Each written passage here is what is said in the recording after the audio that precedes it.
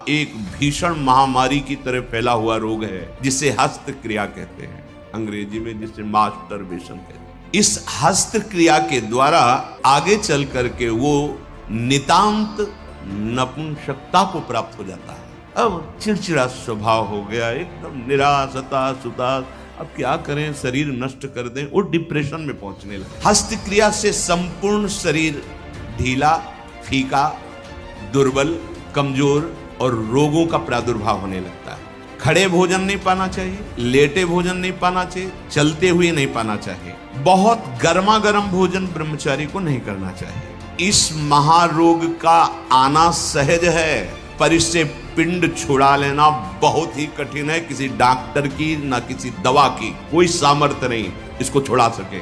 बहुत गौर से सुनना, और प्रायः इसको बहुत हल्के में लेकर के अपने जीवन को नष्ट किया जा रहा है। चाहे पुत्र हो या पुत्री, शिष्य हो या शिष्या, उसको ये बात समझावें कि ब्रह्मचर्य ही आपको लौकिक पारलौकिक उन्नति दिलाएगा। जैसे आप सुन रहे हो तो आपको एक चोट पहुंचाएंगे शब्द, ये आपको उठाने की कोशिश करेंगे। अगर आपने पकड़ लिया शब्द का सहारा तो उठ जाओगे, कोई औषधि नहीं बचा सकती, आप स्वयं बच सकते हो। आप में अभी भगवान ने सामर्थ्य दी है। एक भीषण महामारी की तरह फैला हुआ रोग है जिसे हस्त क्रिया कहते हैं, अंग्रेजी में जिसे मास्टरबेशन कहते हैं। इससे बालकों से लेकर के बड़े तक का यह संहार कर रहा है महामारी। कौन सी महामारी? यह हस्त मैथुन, यह हस्त क्रिया। इससे बढ़कर नाशकारी कोई रोग नहीं है। बहुत ध्यान देने योग्य बातें हैं। आज शर्माया जाता है बातें अपने बच्चों से पूछने में, या अपने शिष्यों को उपदेश देने का यही समय नहीं है। उपासना की नींव तो मजबूत होनी चाहिए, तब तो उपासना का मैल खड़ा है। कैसी बातें कर, क्रियाएं कर रहे हो, तुम्हें शर्म नहीं आ रही, गंदे आचरणों में उतर रहे हो, शर्म नहीं आ रही, और उनका निवारण कैसे होना है इस बात के सुनने और बोलने में तुम्हें शर्म आ रही है। कैसी मूढ़ता छा रही है। ये कराल काल के पंजे में फंसा करके जीवित रहने पर भी मुर्दे के समान कर देता है। ये बड़ा दुर्भाग्य हो रहा है कि आज हमारी समाज इससे पीड़ित होती चली जा रही है। हितधाम में सायंकाल के समय कुछ समय चर्चा होती थी, तो जो पुराने हैं उनको याद होगा, 70-75 वर्ष के उन्होंने माइक में कहा था कि पूर्व बचपन की अभ्यास आज तक नहीं छूट पा रही, मुझे बचा लो। बड़ा आश्चर्य हुआ था कि इतना समय जब इस ब्रह्मचर्य के विषय में चर्चा हुई, उन्होंने सुना तो वो चूंकि कहीं ना कहीं पवित्रता हृदय में थी, तो बोल पड़े माइक में खड़े होके कि इतनी आयु है पर मैं ऐसी गलती आज भी करता हूं, अब मुझे बचा लो। इस महारोग का आना सहज है, पर इससे पिंड छुड़ा लेना बहुत ही कठिन है। किसी डॉक्टर की ना किसी दवा की कोई सामर्थ्य नहीं इसको छुड़ा सके।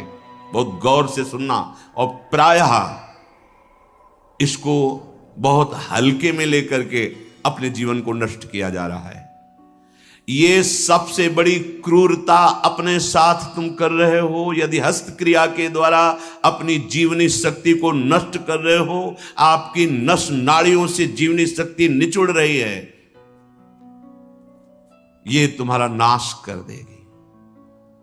इस क्रिया से जितनी हानि उठानी पड़ती है वो हम वर्णन नहीं कर सकते। ये अनिष्टकारी क्रिया खिलवाड़ में सीख जाते हैं बच्चे। एक 13 वर्ष का बच्चा, कुछ चिन्ह होते हैं जो पहले से गुरुजनों की कृपा साधन करने पर परिचय में आ जाते हैं कि ये स्त्री सहवास से वीरपात हुआ है या हस्त मैथुन से हुआ है। देखा, पहले तो मना किया नहीं, फिर जब और जोर दिया कि भाई इसमें तुम्हें लाभ मिल जाएगा अगर आप स्वीकार करो। हाँ, दिन में 3-3, 4-4 बार बच्चों का काम खिलवाड़, उनको खिलवाड़ लग रहा है। ऐसा लग रहा है कि बहुत अच्छा मार्ग मिल गया जिससे हम सुखी हो जाएंगे। दुर्दशा ये हो गई कि 13 और 14 वर्ष का बच्चा वो इतने बड़े रोग से ग्रसित हो गया कि लघु शंका करते ही जो महान शक्ति उसका पतन। अब न भजन में रुचि, न किसी सेवा में रुचि, पागलों जैसी बात। तुमको समझाया जी क्या स्मृति का लोप हो रहा है, कोई उत्साह नहीं, एक जीवन मृत तुल्य बच्चा है यार, बच्चा, जहां कहीं कोई गुंजाइश नहीं। जैसे अग्नि के ऊपर चला जाए तो कैसे चला जाएगा, एकदम पैर ऐसे ये अवस्था किशोर अवस्था है, ब्रह्मचर्य पूर्ण जीवन, एकदम उछलता हुआ जीवन, तेज। कैसा भी कोई हो, किशोर अवस्था बड़ी सुंदर अवस्था होती है, प्रकाश आता है, क्योंकि उस समय तक गलत संबंध। आज तो किशोर अवस्था प्रारंभ होने से ही ये दुर्दशा, मोबाइल, कुसंग, ये सब बहुत नष्ट कर रहा है, इसे खिलवाड़ समझा जाता है। और दुर्भाग्य की बात कि जो हमारे सलाहकार हैं वो उनको कहते हैं इससे रिलैक्स हो जाओगे। ओ अंग्रेजी का शब्द है वो, हाँ कौन सा, जो भी स्टेशन हो फ्रस्ट्रेशन, बोले उससे मुक्त हो जाओगे, होश में, होश में। ये उन महापुरुषों के वचन हैं जो ब्रह्माकार वृत्ति में स्थित है। जैसे किसी लकड़ी में घुन लग जाता है और वो खोखली हो जाती है, ऐसे ही शरीर जर्जर हो जाता है। बहुत बहुत सावधानी की जरूरत है। ये मतलब इस हस्त क्रिया के द्वारा आगे चल करके वो नितांत नपुंसकता को प्राप्त हो जाता है।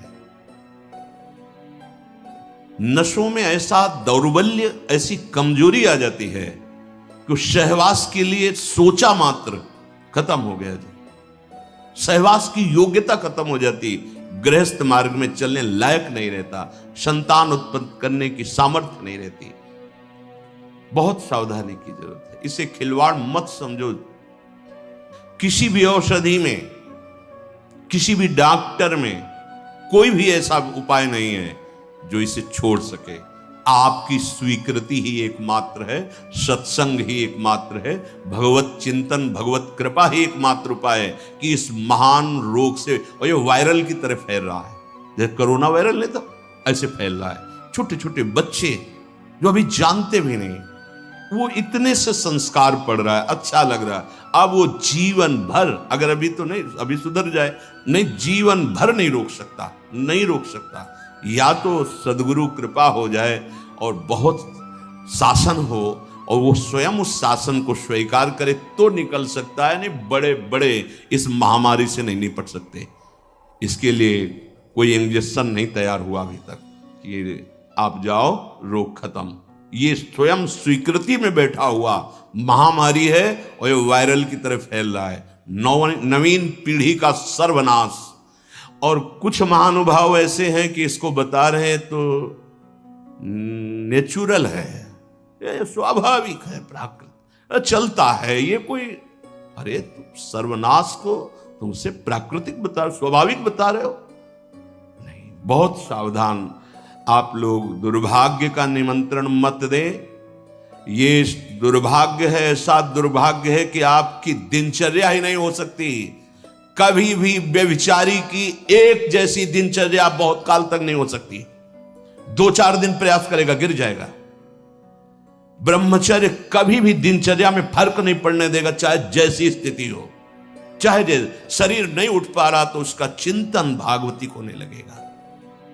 इसलिए सामान्यता, जिसे हम बहुत सरल समझ रहे, बहुत सुख समझ रहे, इसको आप सावधानी पूर्वक बहुत ध्यान दीजिए। बहुत ध्यान का इसलिए विषय है कि ये नींव है हमारे अध्यात्म की, हमारे परमार्थ की। शरीर के भीतर बताया था कल भी, एक मनोवाह नाम की नाड़ी है। इस नाड़ी का कार्य है मथानी जैसे नहीं, दो दूध दही का मंथन करे तो मक्खन निकाल देती है, ये इतनी चिंतन से गर्म हो जाती है नाड़ी, तो वीर पूरे शरीर के रक्त के साथ है, उसी से आपकी हड्डियां मजबूत होती हैं, उसी से आपका शरीर बलिष्ठ होता है, उसी से आपके मन को पवित्र विचारों में चलने की सामर्थ्य मिलती है। ये जो कहते हैं ना कि हम नहीं चल पा रहे हैं, हम भजन नहीं कर पा रहे हैं, आप कमी को पहचानिए। शरीर के भीतर जो मनोवाह नाम की एक नाड़ी है, ये मंथन कार्य करती है। जे ही आप कामासक्त हुए, चिंतन किए, तो पूरे शरीर से, जैसे दही के मंथन से वो घृत निकाल ले, वैसे ये मनोवाह नाड़ी काम करती है। वो पूरे शरीर की नस नाड़ियों से आपके जो वीर शक्ति उसको एकत्रित कर लेती है, चाहे शरीरधारी कोई भी हो, स्त्री हो पुरुष कोई भी हो, उसको एकत्रित कर लेती है। पूरी नस नाड़ियां कांप उठती हैं जब उसका आकर्षण, वो आप समझ नहीं पा रहे, वो आप समझेंगे ऐठन हो रही आप ऐसे, वो पूरे नस नाड़ियों को निर्जीव कर रही, शक्तिहीन कर रही है। सिर से पैर तक हर अंग हिल जाता है। शरीर का मंथन करके वो एकत्रित करके बाहर कर देगी। अब क्रिया करो या ना करो, दौर्बल्य, प्रमेह, स्वप्न दोष, ये निश्चित उसके शरीर में प्रकट हो जाते हैं। शरीर के रक्त में एक सफेद और दूसरे लाल कीट होते हैं। सफेद कीटों में बाहरी आए हुए प्राकृतिक प्रहार, रोगों के प्रहार से लड़ने की सामर्थ्य होती है।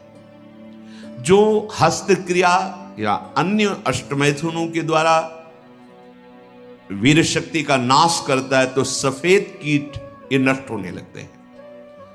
अब जो लड़ने की सामर्थ्य थी प्रकृति से, गर्मी, सर्दी, बरसात, मान अपमान, निंदा, स्तुति और रोगों से, वो क्षीण हो गई। अब चिड़चिड़ा स्वभाव हो गया, एकदम निराश, हताश, उदास। अब क्या करें, शरीर नष्ट कर दें, वो डिप्रेशन में पहुंचने लगता है। समझो, अधिकतर हमारी दुर्दशा हो रही। ध्यान देकर सुनना। अगर वो शुभ की जो रोगनाशक सफेद हैं, वीर आप नष्ट नहीं करते, तो इतने बलवान हो जाते हैं कि एक बार विष को भी वो पचा डालेंगे। इतनी उसमें सामर्थ्य है, आपकी हानि नहीं होने देंगे।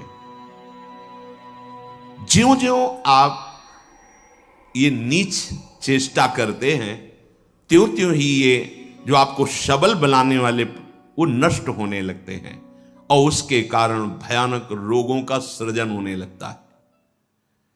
मनुष्य के शरीर में और दिमाग में और स्नायुओं पर ऐसा प्रभाव पड़ता है, आगे चलकर पक्षघात हो जाता है, ग्रंथिवात, जितने जोड़न में दर्द, पागलपन या और रोगों की उत्पत्ति होने लगती है, क्योंकि वो जो लड़ने वाले कीट वो सब नष्ट हो जाते हैं।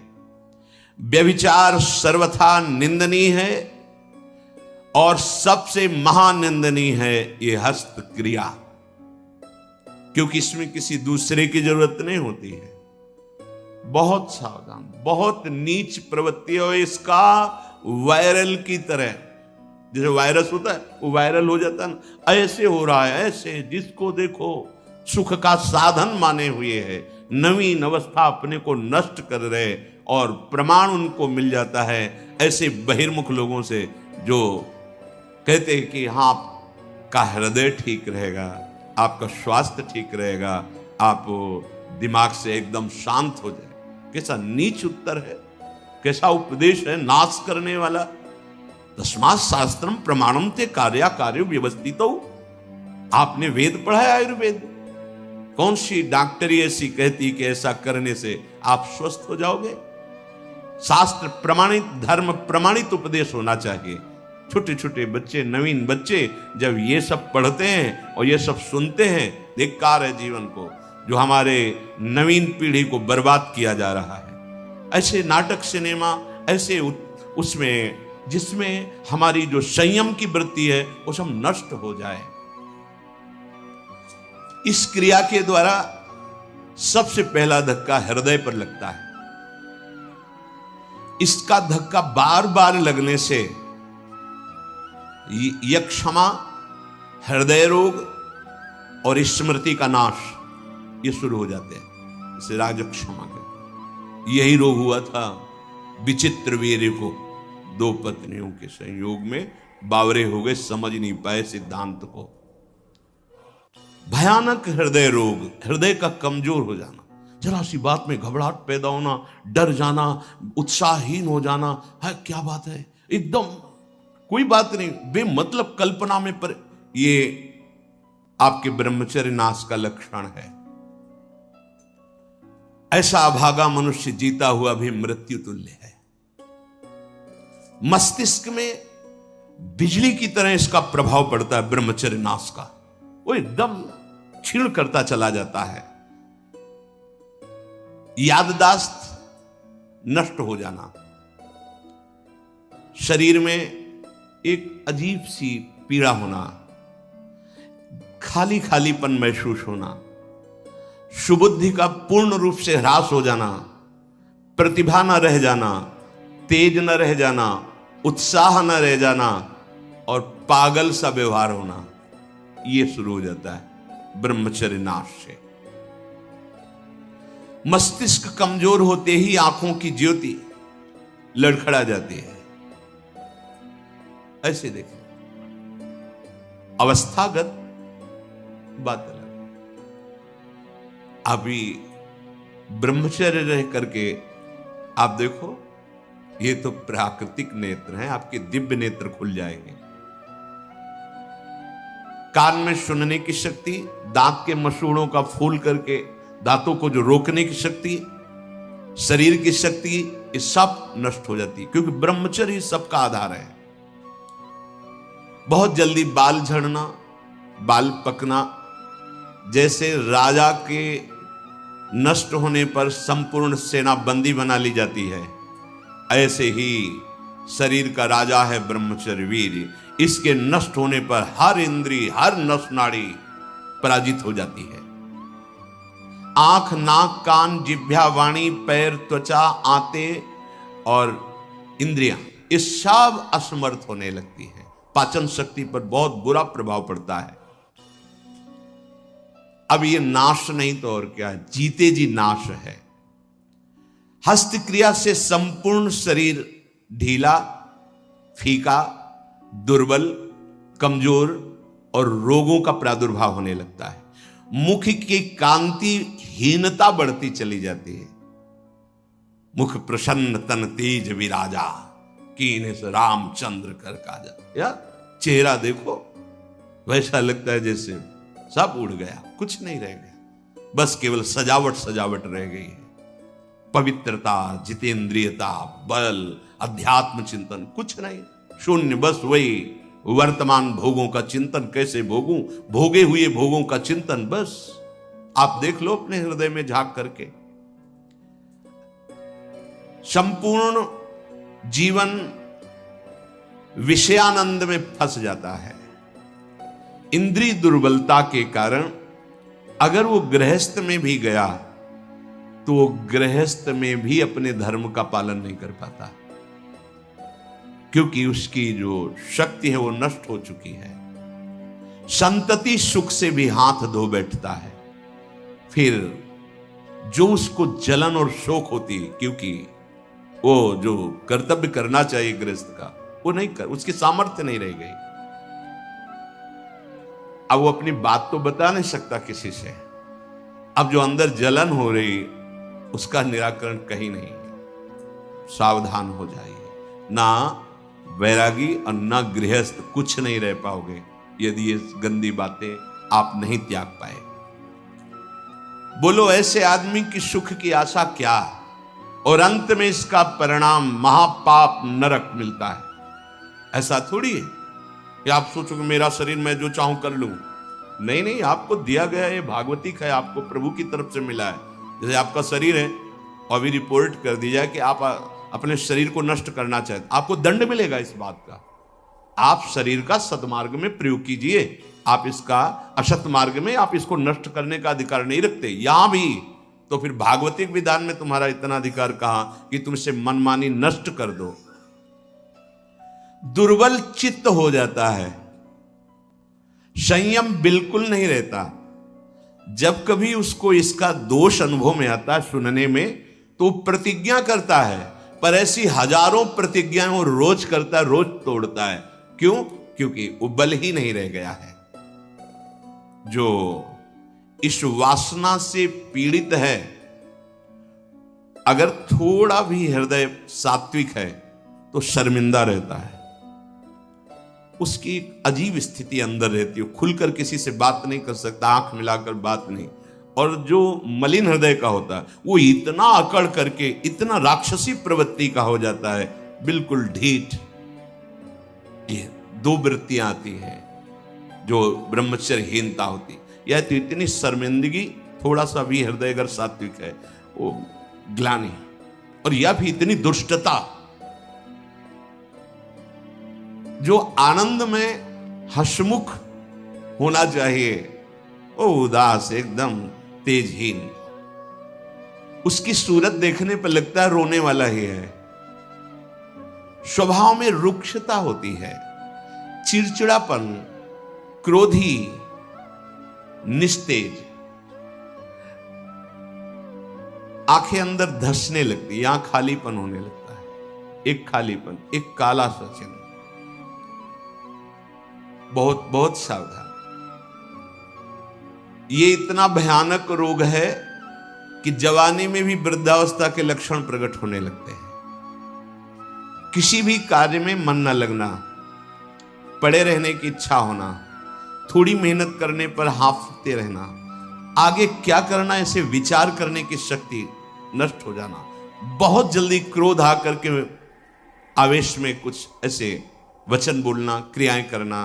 देखो ना, सुनने को मिलता, माता पिता को पीटा, ऐसा किया, वैसा। कुचिंताओं की बाढ़ आ जाती है, कुचिंताओं की। उसके हृदय में एक भय, एक जलन, एक घबराहट बनी ही रहती है। थोड़ी सी बात उसको पहाड़ जैसी मालूम होती है, विचार के द्वारा काट नहीं पाता है। बार बार झूठ बोलना उसका स्वभाव बन जाता है। बार बार भूख लगना या जठराग्नि का मंद पड़ जाना, ये दो दोष होते हैं। अन्न ना पचना या तो बार बार ऐसा लगना कि खाऊं,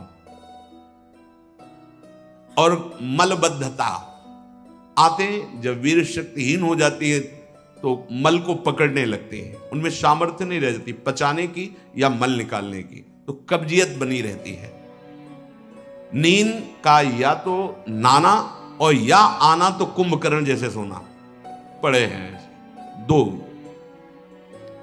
उठते समय निरुत्साह, आलस्य, आंखों को बहुत भारीपन होना, नहीं खुलने देना। ऐसा जब आप संयम से चलेंगे ना, घड़ी की अलार्म की जरूरत नहीं होती, ठीक समय में नेत्र खुले, ऐसा नहीं ऐसे नहीं, एक दिव्यता आती है।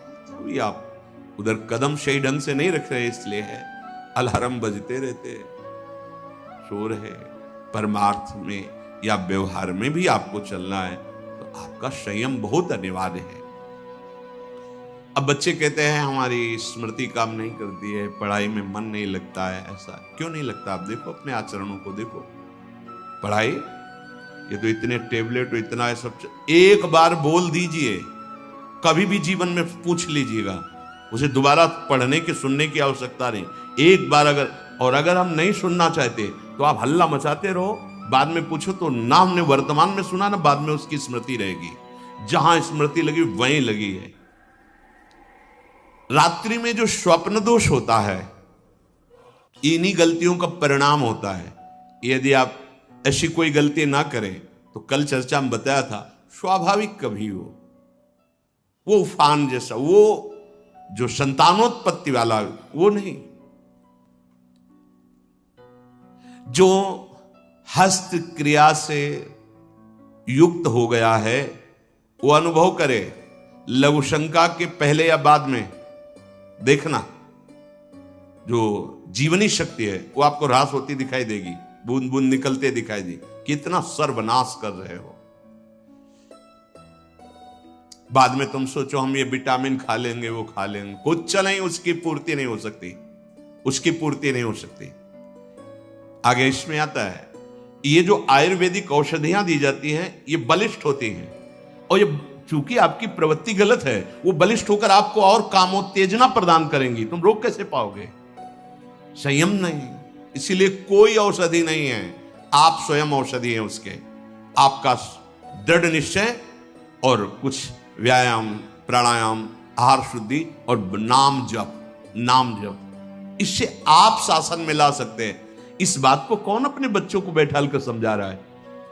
अगर वो नहीं है तो सावधान हो जाएंगे कि अगर कोई ऐसी बात बताता है तो माता पिता ने मुझे पहले सिखा रखा है कि ये बहुत नाशकारी क्रिया है, कभी ऐसा नहीं करना। आप बताते हैं क्योंकि आपको फुर्सत कहाँ है, आप अपने मनोरंजन में मस्त हैं। आपको यही लगता है खिलाना पिलाना ही केवल बच्चों का प्यार दुलार है। नहीं, कभी बैठा लिए, उनकी दिनचर्या देखिए, आप उनसे पहले इस महान दुर्गुणों का आगाह कीजिए कि ऐसी ऐसी बातें आगे कोई तुम्हें सिखा सकता है या तुम्हें है तो नहीं, जानकारी करनी चाहिए। अगर कभी ऐसा हो तो मत, ऐसा मत करना।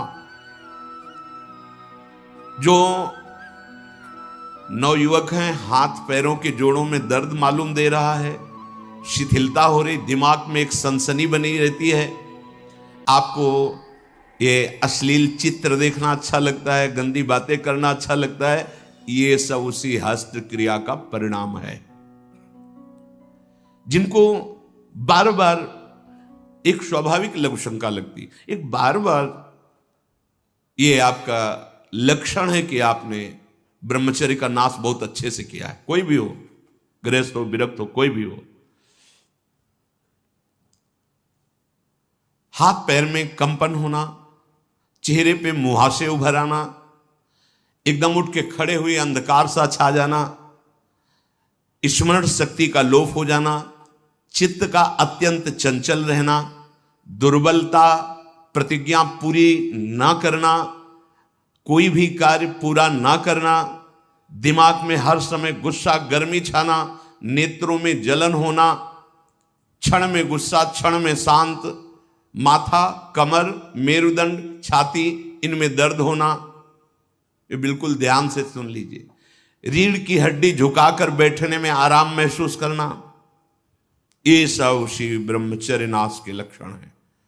ब्रह्मचर्य आपको ऐसे बैठने ही नहीं देगा। तो देखो जरा सी एकाग्रता का आएगा तो बिल्कुल सावधान। अरे महान शक्ति है। मुख से दुर्गंध और शरीर से दुर्गंध आने लगती है जो अपनी इस ब्रह्मचर्य शक्ति का नाश करता है। दुर्गंध युक्त शरीर हो जाता है। नाक के किनारे ऐसी हल्की हल्की झाई आने लगती है, ऐसे यहां हल्की हल्की झाइयां पड़ने लगती, काले दाग जिन्हें कहते हैं, ये चिन्ह है ब्रह्मचर्य का नाश करने की। आवाज में कोमलता नष्ट हो जाती है, रुक्षता आ जाती है, स्वभाव में अप्रिय स्वभाव बन जाता है। कोई भी तुम्हारे पास बैठना नहीं चाहेगा, वही बैठेगा जो तुम्हारे लक्षणों से युक्त होगा। किसी भी मार्ग में उसको कामयाबी प्राप्त करने का उत्साह नहीं रह जाता। कर एक नवयुवक भाई कह रहे थे कि अगर वचन सुनने को न मिलते तो हमने तो ठान ही लिया था कि अब अपने शरीर को पूरा कर देंगे। बचा लिया आपने हमारे जीवन। ओ बड़े भाव से गदगद होकर कह रहे थे, ये जैसे आप सुन रहे हो तो आपको एक चोट पहुंचाएंगे शब्द, ये आपको उठाने की कोशिश करेंगे। अगर आपने पकड़ लिया शब्द का सहारा तो उठ जाओगे, कोई औषधि नहीं बचा सकती। आप स्वयं बच सकते हो, आप में अभी भगवान ने सामर्थ्य दी है, अभी बच सकते हो। अगर आपने अभी अपने को नहीं संभाला, सोचो जरा, आप इतनी कीमती महान वस्तु को खिलवाड़ में नष्ट कर रहे हो। क्या चाहते हो? गृहस्थ में संतानोत्पत्ति के लिए आदेश है, व्यभिचार के लिए थोड़ी आदेश है। प्रत्येक माता पिता गुरु बड़े जनों को ये कर्तव्य का पालन करवाने के लिए चाहिए कि उनको अपने पास बैठा ले, चाहे पुत्र हो या पुत्री, शिष्य हो या शिष्या, उसको ये बात समझावें कि ब्रह्मचर्य ही आपको लौकिक पारलौकिक उन्नति दिलाएगा।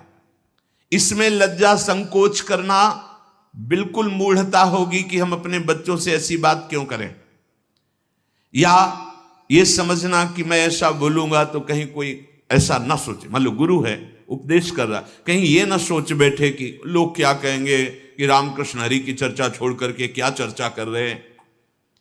शरीरम व्याधि मंदिरम ये तभी बनता है जब आप ब्रह्मचर्य का नाश करते हैं।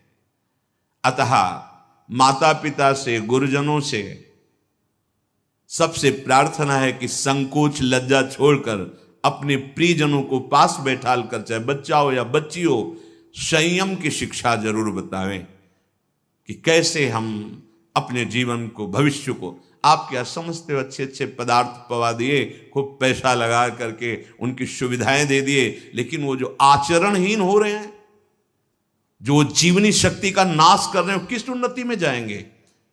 जब अंदर ब्रह्मचर्यहीनता आती है तब नशा करने की इच्छा होती है, क्योंकि विक्षिप्तता सही नहीं जाती है।